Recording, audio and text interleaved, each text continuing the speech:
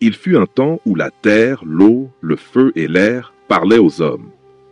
Mais ceux qui les écoutèrent trop longtemps disparurent, emportés par leur propre puissance. Aujourd'hui, un seul être peut rétablir l'équilibre s'il survit à ce qu'il découvrira. Prologue. L'appel du destin. Le vent souffle dans les ruelles poussiéreuses d'un village reculé du Sahel. La nuit est lourde, écrasante. La lune pleine éclaire des silhouettes en fuite. Zola courait. Ses jambes brûlantes, ses pieds nus frappant la terre sèche. Derrière elle, des ombres avançaient, menaçantes. Elle ne faisait aucun bruit, mais elle sentait leur présence. Une chaleur surnaturelle s'élevait dans l'air. Dans ses mains, un artefact ancien, une pierre gravée de symboles oubliés, pulsait comme un cœur. Plus elle fuyait, plus la pierre chauffait, comme si elle réagissait à sa peur. Soudain, une voix gronda dans sa tête. « Tu es l'héritière des 4 souffles, mais ton sang attire aussi les dévoreurs. » Elle trébucha et se réfugia dans une case abandonnée. Son souffle était court, sa gorge brûlante. Une fraction de seconde plus tard, la porte explosa. Un homme masqué fit irruption, un poignard de glace scintillant dans sa main. Zola hurla, et sans comprendre comment, ses mains se crispèrent et le sol explosa sous elle. Le lendemain, une mégapole africaine futuriste s'étendait sous un ciel chargé. Des gratte-ciels sculptés comme des masques ancestraux, des marchés vibrants de couleurs, des bidonvilles entrelacés de néons. Zola, recroquevillé sur un toit délabré, fixait ses bras. Sur sa peau, 4 cicatrices lumineuses venaient d'apparaître. Elles brillaient doucement, chacune représentant un élément différent. Terre, eau, feu, air. « Qu'est-ce qui m'arrive ?» Une main se posa sur son épaule. Ebo. Un hacker mécanicien, vêtu d'un manteau couvert de symboles digitaux, la fixait avec un sourire en coin. Ta mère cherchait les sanctuaires élémentaires, mais le Conseil de l'Ombre l'a stoppée avant qu'elle ne trouve la vérité. Il activa une carte holographique. 4 points clignotèrent. 1. Les grottes de Mamiwata, où l'eau murmure les secrets du passé. 2. Le volcan endormi d'Ogun, où le feu consume et purifie. 3. La forêt qui marche, où la terre abrite les âmes des ancêtres. Les tours du vent éternel, où l'air dévoile les vérités cachées. Ebo pointa un des symboles.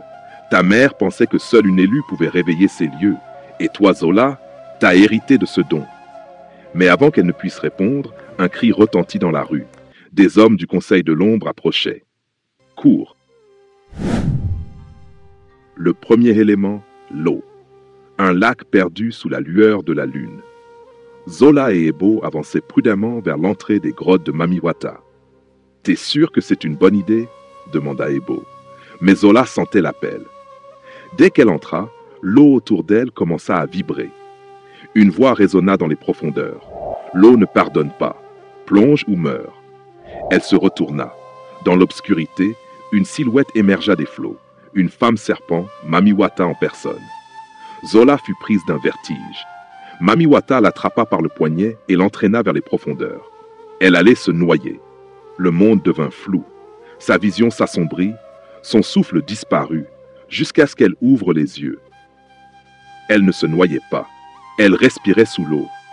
Et lorsqu'elle tendit la main, l'eau obéit à son geste, se tordant et tourbillonnant autour d'elle.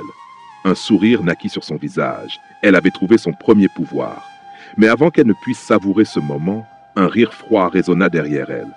« Tu pensais pouvoir fuir ton passé, Zola ?» Elle se retourna. Son frère, disparu depuis des années, est maintenant à la tête des chasseurs du Conseil de l'Ombre. « Rends-toi, Zola, ou je le tue. » Ebo était à genoux, une lame sur la gorge. Zola tremblait, son frère, son seul repère dans l'enfance. Mais son regard était dur, son corps tatoué des runes du Conseil. « Pourquoi tu fais ça ?» demanda-t-elle. « Parce que tu es une erreur. » Il activa une arme ancienne, pulsante d'énergie. « Les élus ne doivent pas exister. Tu crois que ce don est un miracle? C'est une malédiction. Notre mère est morte à cause de ça. » Les mots la frappèrent comme une tempête. Elle comprit alors. Le Conseil ne cherchait pas seulement à la capturer, il voulait la briser. Mais elle ne pouvait pas se rendre. Ebo la regarda, désespéré. « Zola, si tu hésites, on est mort. » Le feu gronda dans son sang. L'eau trembla autour d'elle. Le vent siffla dans la grotte. La terre vibra sous ses pieds. Elle ferma les yeux. Elle n'était pas qu'une fille en fuite. Elle était Zola, l'héritière des 4 souffles. Et ce soir, elle choisirait son destin. Épilogue. L'eau se souleva en un raz-de-marée. Zola plongea en avant, défiant Kofi, les lames d'eau jaillissant de ses mains. Mais au dernier instant, son frère sourit. Pour sauver son frère, Zola devra trahir les éléments. Mais à quel prix? Épisode 2 à venir.